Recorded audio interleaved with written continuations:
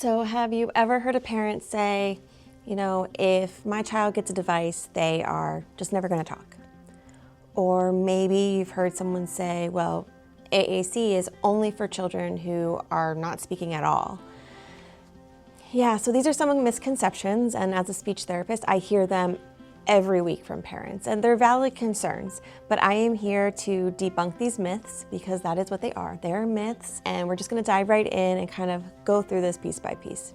Hi, I am Megan. I am a speech-language pathologist working in the pediatric setting, and I am here to bring you this channel in hopes of helping you feel more confident, whether you're a professional or a family, in supporting your child's communication growth. If you are curious or maybe hesitant about AAC, I think this video is for you. Myth number one is that AAC is going to stop my child from speaking. That's a valid concern. I'm just here to say that research shows the opposite. Research has shown us that introduction of AAC does not hinder verbal language growth, but it supports it.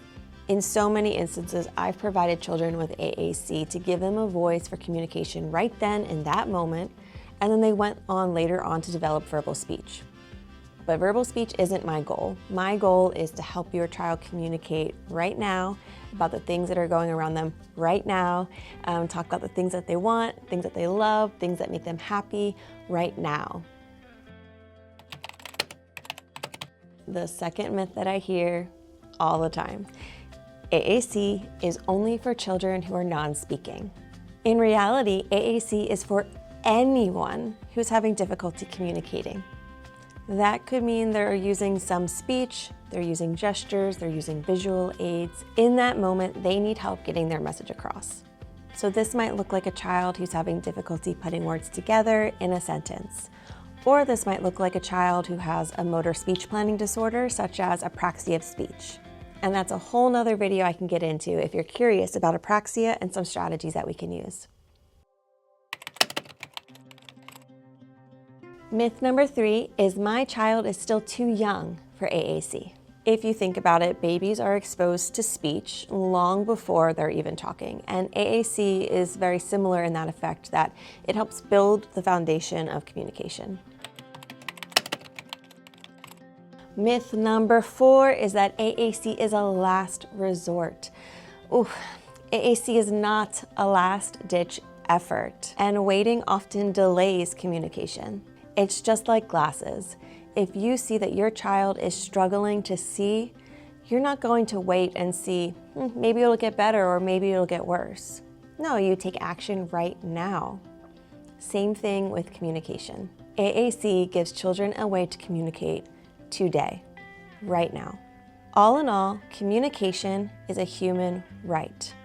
You and I are children. They have the right to express their wants, their needs, their desires.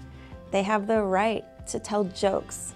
They have the right to say, I don't want that, or yes, I want more of that, please. So just the same way you and I can communicate those small nuances, our children deserve the right to be able to do the same.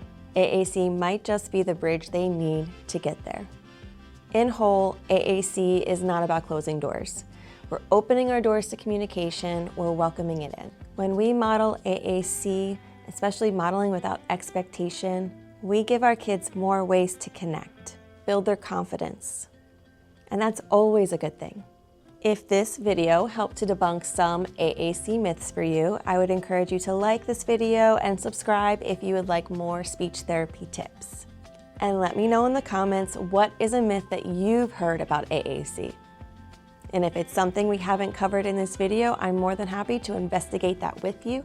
And so we can really pick it apart and see, is this valid or can we debunk it?